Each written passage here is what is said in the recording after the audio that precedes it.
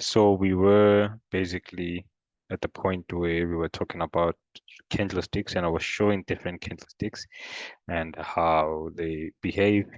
And we were on a 5-minute candlestick. So I was explaining that the 5-minute candlestick is doing practically the same thing that the 1-minute candlestick is doing. The only difference is that it actually shows the whole chart movement in 5 minutes. So it differs from time frame to time frame, but they're essentially doing the same thing on different zones on different time frames. And basically, what it means is that when you're on a 1-minute chart, each candlestick will represent 1 minute. When you're on a 5-minute chart, each candlestick will represent the movement of the market within that 5 minutes.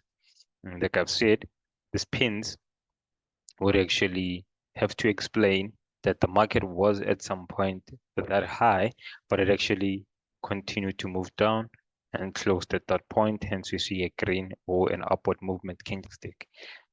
Same applies with the lower pins. It means that the candlestick at some point was this low and managed to actually go back up to the position that it was. 15-minute candlestick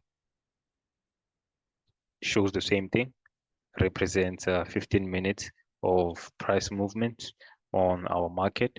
So each and every candlestick that you see here represents a movement of 15 minutes.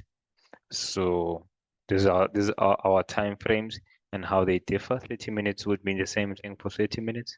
H1 would mean the same thing for 1 hour. H4, the same thing for 4 hours. D1 would mean that each and every candlestick that you see here represents 1 day movement, 1 day market price or market value movement. W1 would mean 1 week price movements, each candlestick, and MN would mean monthly price movements on each candlestick. So whatever candlestick you'll be seeing here will be a movement for a month. So which means this is the movement from the beginning of August until right now. So these are time frames, and this is what moving on from time frames. I actually wanted to open a new chart and show you how to set up your chart, more or less similar to the one that I've set up on my end. And basically what you will need to do to have that setup is you would have to have your chart. Oh, immediately when you open a chart, basically it'll open like this, something similar to this. And what I will continue to do is I will continue to remove the indicator just so it gives you like a clean chart, so you may be able to set it up exactly how you want it. And the first thing that I would do is for me to have this platform ready is right click. I would go to properties. I'll try to make this as fast as possible because this is just basics and you can basically go back into this video and check what it is that we have done. So I'm just going to rush onto this quickly so that we get to the important stuff, the trading stuff.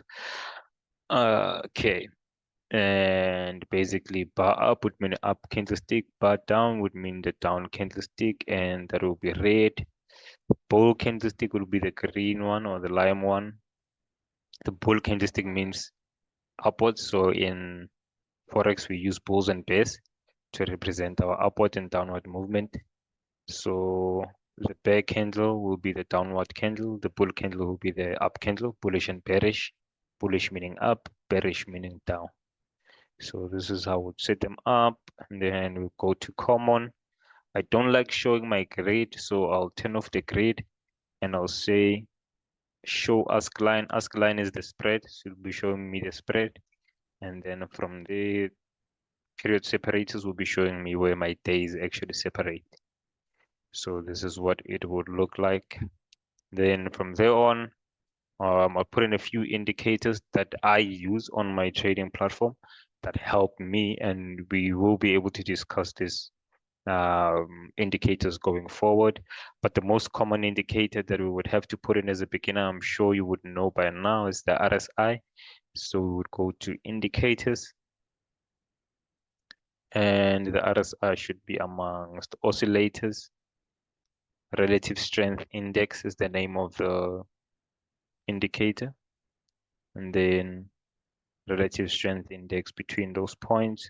So I like changing them from 25 to 20, 75 to 80. So I know I get the extremes of the relative strength index. I'll go a bit deeper into this to explain exactly what it does.